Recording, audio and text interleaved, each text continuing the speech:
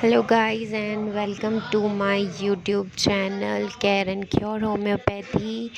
दोस्तों, आज हम बात करेंगे कफ़ की कि कफ़ क्या होता है।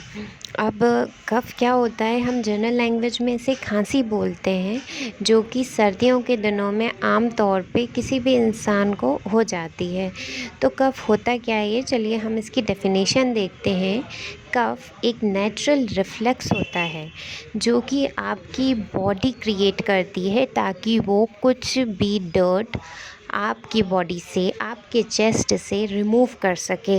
ये एक सडन और फोर्सफुल हैकिंग होती है जिसकी वजह से एक साउंड क्रिएट होता है लैरिंग्स में, और यहाँ से आपका रिलीज़ हो जाता है जो भी डर्ट रहती है या जो भी आपके थ्रोट में इरिटेशन होती है, ये आपके एयरवे के थ्रू बाहर रिलीज़ हो जाती है।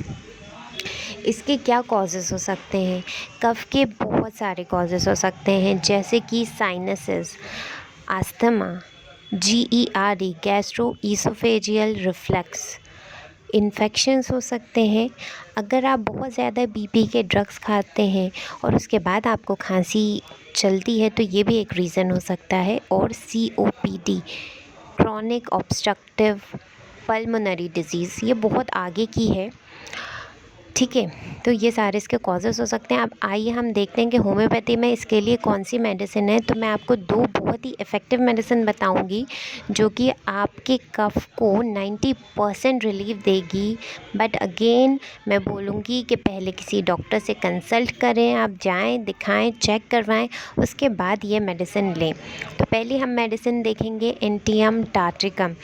इस मेडिसिन में क्या होता है, जो गला रहता है उसमें बहुत ज़्यादा हॉर्सनेस रहती है। जब आप बोलना चाहोगे तो आपकी आवाज़ में खरखराहट महसूस होगी आपको, और आपको बहुत ही कम एक्सपेक्टोरेशन होगा, बलगम कम बनेगा। जब आप खांसेंगे तो बहुत ही कम अमाउंट में बलगम जो है वो बाहर आएगा। आपको जलन महसूस होगी गले में, और अगर बहुत ज़्यादा खांसी काफ़ी लंबे टाइम से चल रही है तो आपको सांस लेने में दिक्कत और परेशानी आएगी। दूसरी दवाई देखते हैं हम, ब्राइनिया। ब्राइनिया के अंदर हमें सोरनेस मिलेगी, यानी कि जब भी आप बोलना चाहेंगे तो आपके गले में एक हल्का सा रूखापन महसूस होगा आपको बोलते टाइम, क्योंकि ये फील होगा लैरिंग्स में, not in the throat, it is in the larynx, voice box में आपको लगेगा। और ट्रैकिया मतलब कि विंड पाइप में लगेगा ये आपको। यहाँ पे जब खांसी होगी वो ज़्यादातर से खाना खाने के बाद, पानी पीने के बाद, या फिर रात के वक्त ज़्यादा रहेगी। तो ये दोनों मेडिसिन थी। वीडियो अच्छा लगा हो तो please do like, share and subscribe ताकि दूसरों को